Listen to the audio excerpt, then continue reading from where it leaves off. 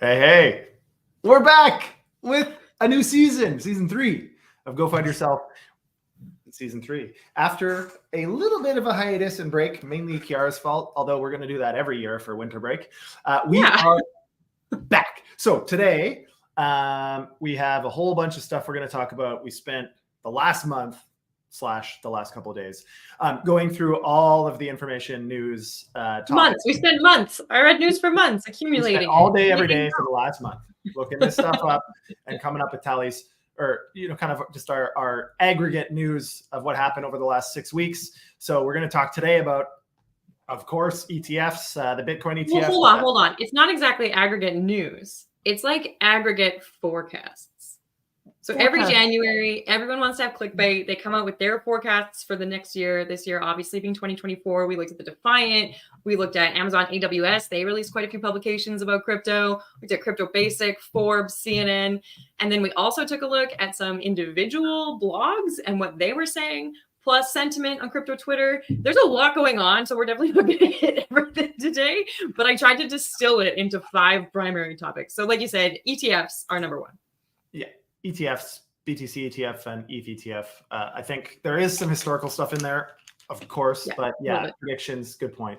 BTC, we're going to talk about that. We're going to talk about ETH in general, independent of their ETFs, what's going on with ETH, the new Denkin upgrade, and what that means, and so on, what the halvening is going to do for BTC. We're going to talk a little bit about stablecoins because they're a fairly prevailing narrative right now, both from a regulatory perspective and CBDCs and how maybe ZKs, which is our last topic for today, could impact some of that stuff. So instead of us spending a whole bunch, and it's Groundhog Day. Yeah, it's my favorite day. We actually started today instead of Monday because it's Groundhog Day. Yeah, so we're starting on a Friday because Groundhog Day. So last year we actually started on Groundhog Day as well. Okay, so we've got 2 videos. Do this every year. Every year, Groundhog Day is going to be our day. We got 2 videos though, so we've got a new season 3 intro video. Let's freaking go.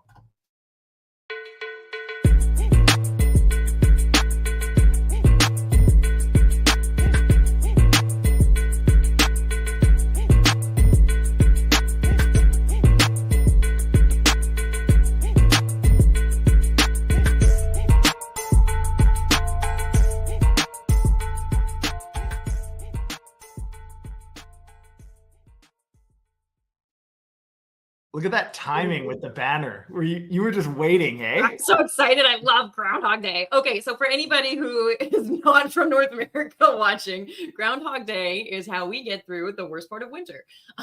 So Canada's way more into Groundhog Day than America is, but America actually has more groundhogs. America also has a turtle. Her name is Mojave Maxine, and she also does or does not see the sun. But this is basically what Groundhog Day is. So a groundhog comes out of its hole, it either sees its shadow or not. If it sees its shadow, we get 6 more weeks of winter. If it doesn't see its shadow, we get early spring. Very exciting. The results are in. Canada is not looking so hot, but we've got a lot of shadows, which maybe means more winter. Groundhog Day America, however, was a little bit on the plus side. They were thinking that it's going to be an early spring. So it's hard to say. But what I really want to know is, does this magic apply to crypto winter? Well, coincidentally, this coincides with crypto winter potentially being near the end. So maybe every 3 seasons, we'll have an opportunity to opine on this. But I think, I mean, there's a lot of stuff shaping up that should give us an early spring or soon spring for the crypto markets. But I think there's some things that could also prevent that from happening pretty quickly. So it'll be interesting to see. I don't know. What are your thoughts? Do you think our crypto groundhog is going to see a shadow or not? Well, so it's been pretty interesting to take a look at all of the forecasts. Wait. Everyone had no. It's been really interesting to see all the forecasts that everyone had for 2024. But a lot of those forecasts are also clickbaity, maybe like a groundhog. So a lot of the forecasts are like, oh, we're going to see an ETF approval. And then, 10 days later, there was an ETF approval. And a lot of the forecasts are like, this year you could finally make money in crypto again. But also that is from, a DEX. So I think there's a little bit of salt that needs to be taken with these forecasts, which is why we want to go through them. But I thought that maybe a groundhog wouldn't be the best way for us to know if we were going to see crypto winter again or not. So I asked Pepe.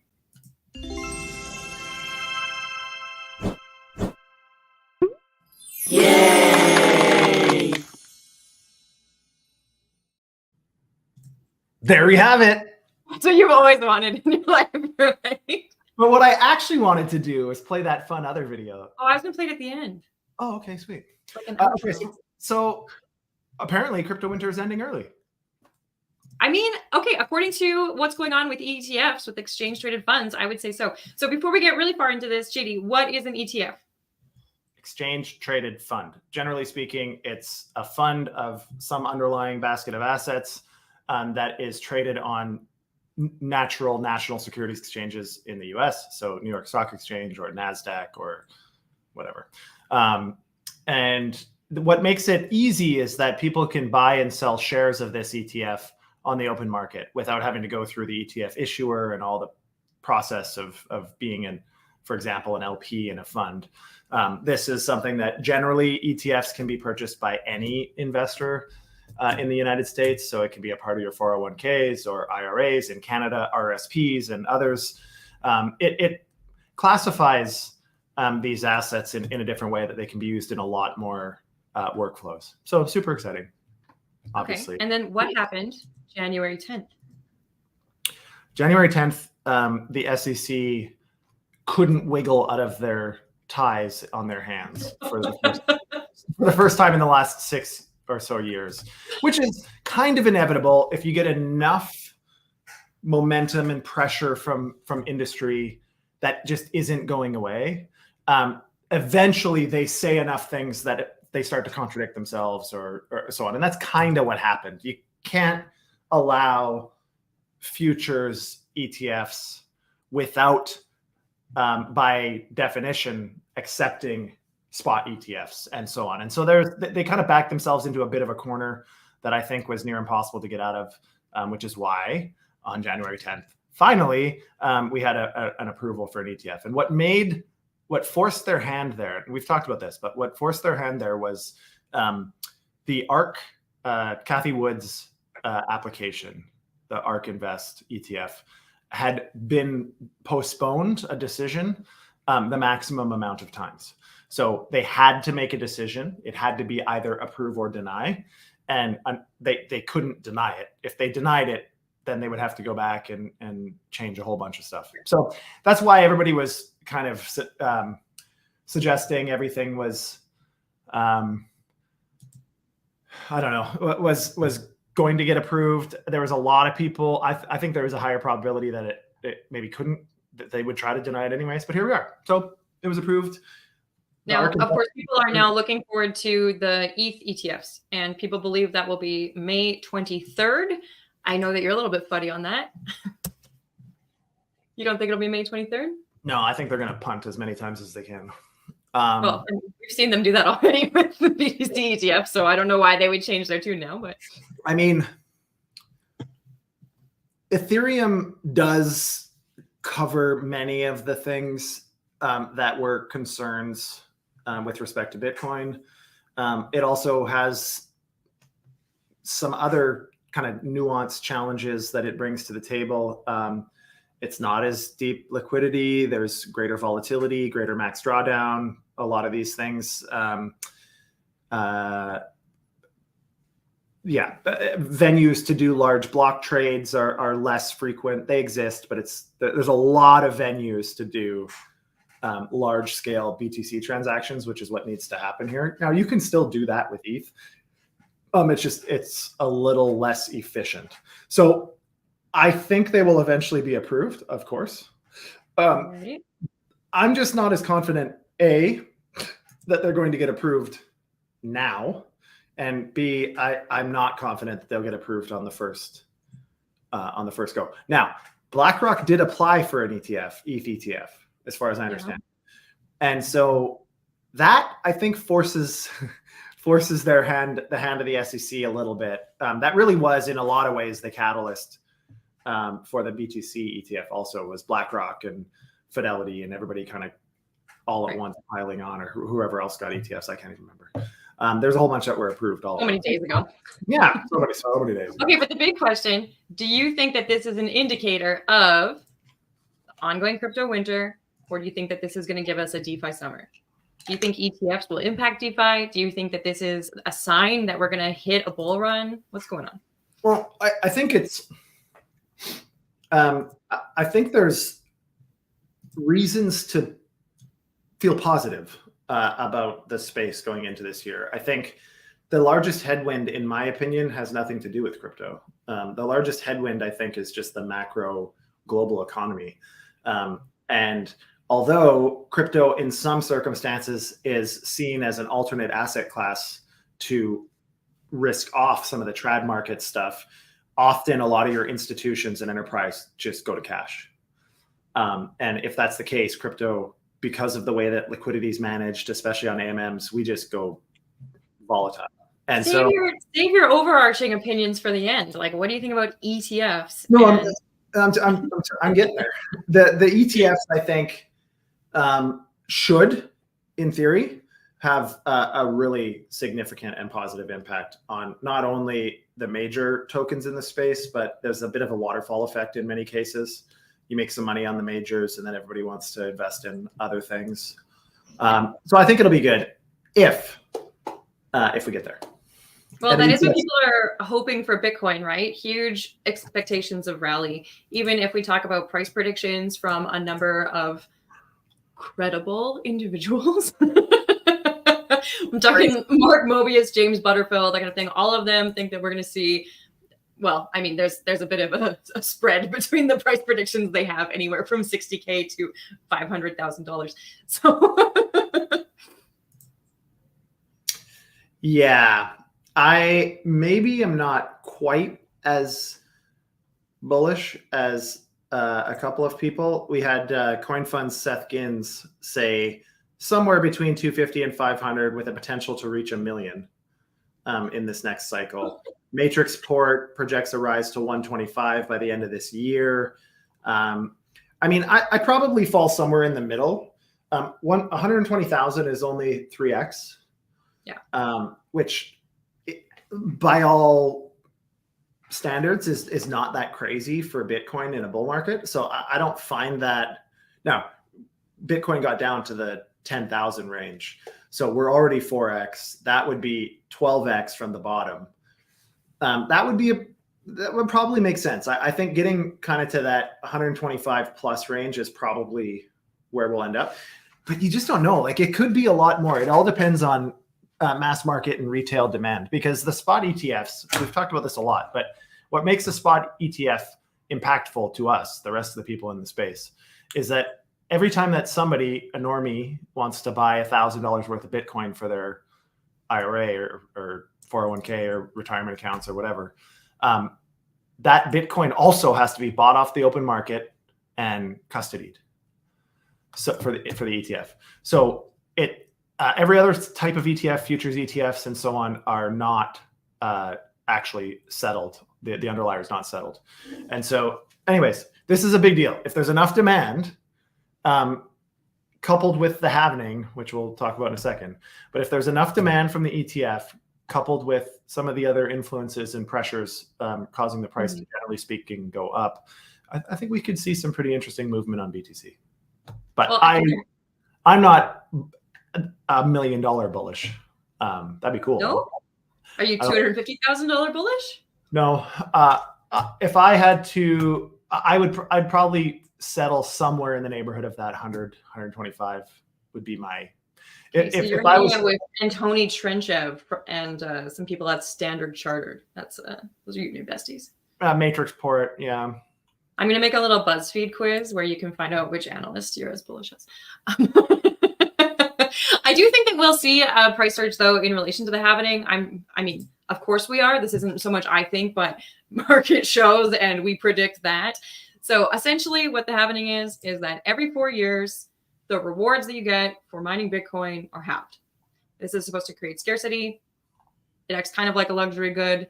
That's it at a very base level for anybody who has not heard of the Bitcoin happening, who wants to know why that's happening. Look into it. But the idea is that it's a built-in feature to make sure that we continue to have scarcity of Bitcoin. Is there anything more advanced in terms of the Bitcoin happening that you think is really going to push the price change? Well, yeah, the impact it has on miners. So what the happening is mining rewards are cut in half for the same amount of mining. So you get 1/2 of the rewards effective on the block that the happening happens. And so why that's important is now your profit margin as a miner has essentially been completely slashed. So generally speaking, what miners do is when Bitcoin price is above their break even, they sell very strategically all the way up and technically all the way down. As long as it's above their break even, they're taking profit off the table, profit off the table, profit off the table. If it's underneath their break even or their required margin, then they don't sell. And if they don't sell, then there's not that massive amount of sell pressure coming. And that's where the largest sell pressure, generally speaking, comes, is consistently. It's just from miners selling their Bitcoin.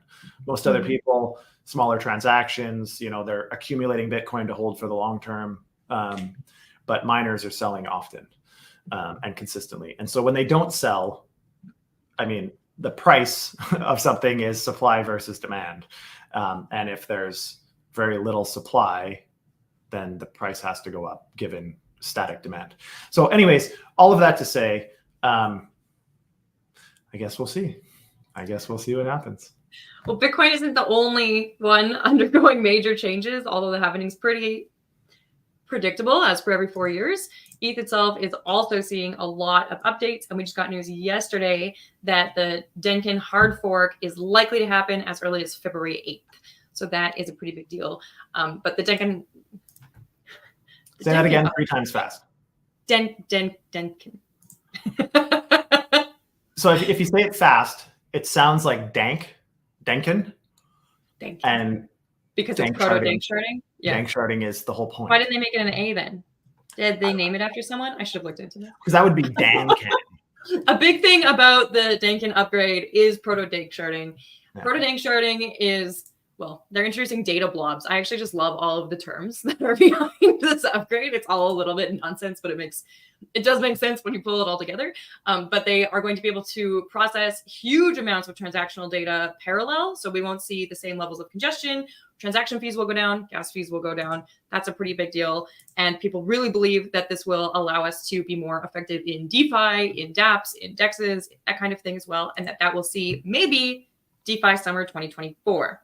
For a little bit of context, I'm not sure if this is the only catalyst for DeFi summer 2024, but I think, obviously one of the largest criticisms of Ethereum and by extension EVMs and Solidity has been, well, twofold. It is definitely not the cheapest programming language virtual machine in terms of transaction costs and data storage and all of that stuff. Is very pricey.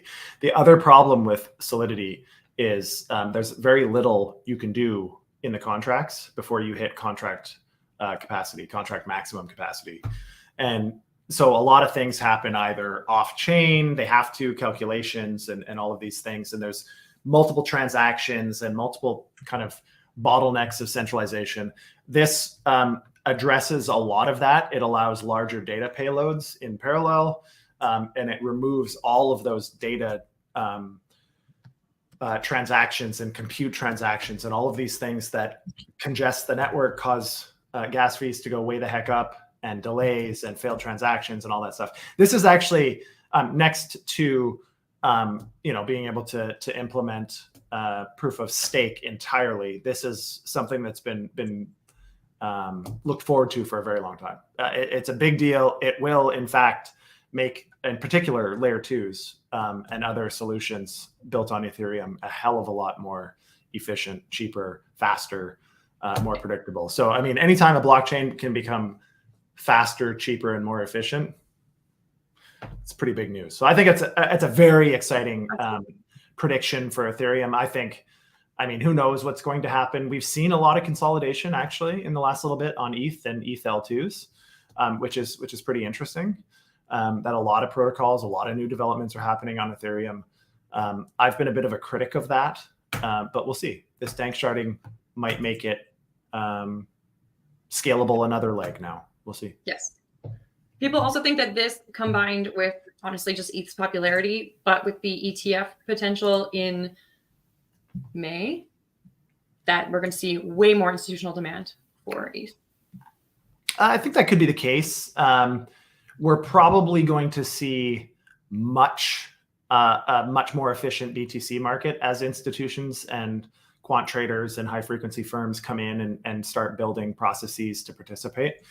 That generally shrinks your drawdown and keeps your max volatility a lot smaller. When that happens, a lot of trading firms require volatility, either to build hedging products, to sell hedging products, or to be able to hedge and to be able to build portfolios. They need other assets. So yes, I think this could be huge. Ethereum is by far the next most likely candidate for an ETF, just given the amount of market cap and liquidity on multiple venues. So yeah, could be huge. I'm not as convinced though that institutions are going to be bullish on ETH if we see so many advances in stablecoins. So we see some potentially positive, potentially negative advances in stablecoins, such as ETH's MiCA regulation truly coming into effect in July 2024. We're seeing the US is starting to mirror or mimic some of that.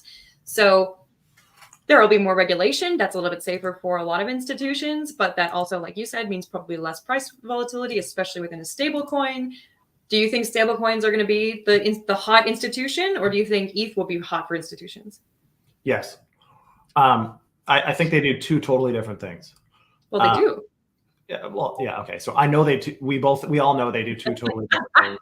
But I think they are both relevant to institutions alike. So the first one, obviously, ETH and additional kind of top 20 assets, I think are relevant to most institutions because they need to find profit opportunities and you need risk on assets to be able to do that. And so I think ETH is still of interest to most institutions, hedge funds, prop firms, venture capital firms that have liquid books, et cetera, et cetera. So I think there's a lot of potential institutional demand there. Stablecoins, there's a few ways to look at them. So surprisingly, I'm a big fan of stablecoin regulation. And the reason I'm a fan of it is because you've changed.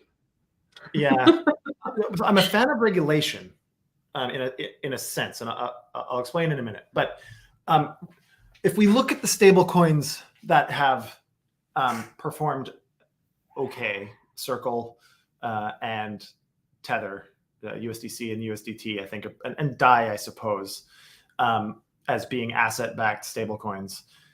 I mean, they all have storied histories, I think, on what they were doing with the custodied assets. There's very little oversight. As an example, Tether a few years ago, maybe 5-6 years ago now, was already in the tens of billions in terms of market cap. And very much of their yield that they were earning underneath was being earned from like commercial paper in China and like all this crazy stuff that is highly illiquid, super volatile. Now, why do they do that? Because that's how stablecoin issuers make money, is they custody your assets, your fiat, in this case, US dollars. They custody that fiat. In exchange, they give you corresponding amounts on chain, and they invest your fiat, and that's how they earn yield on this whole operation. That's how they earn profit. It's very similar actually to insurance companies. They don't have to hold on their books all of the potential payouts at all times. They have to hold, there's actuarial science that tells them how much they have to hold and what the reserve ratios are and all this other stuff. Stablecoins should have the same obligation, because there could be a bank run, there could be a million different things that have to be managed. We need verifiable risk management. It has to be third party, has to be appropriate. So anyways, that's what all these regulations are essentially requiring. You need to know who has your assets. You need to know who's giving you the underlier and who's minting your asset. And there's some rules that you got to follow. I don't mind that. Now, this is a very long-winded way to answer your damn question. And that is, which one is going to be more impactful? Stablecoins, I think, because of their use right now globally for transactions, for moving money from jurisdiction to jurisdiction, it's still, whether we are bullish on US dollar or not, it's still the most effective means of value transfer currently. And so I think with continued proliferation of stablecoins, there's just more opportunity for banks, and it drives more utilization on ETH, which drives the value of ETH up in conjunction with all the other exciting things. So I think altogether— You did bring up a really good point here too, which is that most stablecoins are USD backed, not Euro backed, not what have you backed. And since we have been looking at de-dollarization and how that might impact the economy, having a number of USD backed stablecoins might make that USD dominance a little more long-term. Yeah, I mean, then you got to figure out, so some of the challenges, like we've already got a couple of USD backed stablecoins. There is actually, Circle has a Euro C. And there's a few others. There's a Swiss franc one. There's a Turkish lira one. There's a few other.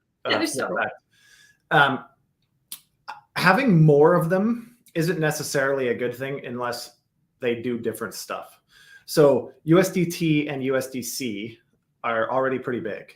And the challenges with launching a new stablecoin, as an example, is you need all the integrations everywhere. Stablecoins are only useful if you can actually use them. And so you need all the centralized exchanges. You need to partner with all the fiat on and off ramps. How the hell are people going to actually deposit fiat into your custody? What are you going to do with the underlying asset? Like, there's just a lot of stuff that you have to figure out, and it has to happen. Like, there's a critical mass of integrations that stablecoins need, which is you need a very big war chest to scale a stablecoin to that point before it gets kind of network effects. So that would be kind of my reluctance, is I think we're probably not going to see meaningfully a whole bunch of new USD backed stablecoins, nor do I think it's relevant. The more, I think it just creates asset fragmentation personally, unless one USD stablecoin does something completely different than another one. Then maybe. Okay, so that's the thing, is a lot of people believe that they're going to use the stablecoin technology partnered with ZK technology to create a CBDC that meets a lot of the concerns, or just assuages a lot of the concerns that we have about privacy in terms of central bank digital currencies. So I do have to say, zero knowledge is a very huge topic. Maybe we can cover some more of it next week, Friday, but that is the hot thing right now. Last month in January, in 1 week, there's over $45 million of funding for ZK by VCs, which is like, I don't know, I think that's a pretty big deal. But a lot of it is because that's the next wave, is how are we actually going to be doing this anonymously, which is almost the opposite of what blockchain has been so far. Yeah. So I don't see a world where this could be done. Oh, absolutely. This would be the way to do it. But I don't think it'll happen. I don't think regulators and governments are going to allow privacy built in via ZK. That's the whole point, is verifiable information, but privacy protected in a lot of ways. And that actually is the antithesis of what regulation is trying to do. They're trying to know, you need to know who has what, and so on. So zero knowledge is really cool in a lot of ways. I think there's a lot of data, as we talked about before, contract capacities, and there's a lot of reasons that certain things, even with Denkin upgrade and other upgrades, still can't happen on chain. And so we need a way to trustlessly validate and verify data and operations from outside of block by block transactions. So ZKs impact so much. Like, they impact data. You can pull real world data in, like a whole bunch of different things via ZKs. It's a really cool technology. So Don't take what I'm saying about, and there's a lot of applications of zero knowledge, even if it doesn't.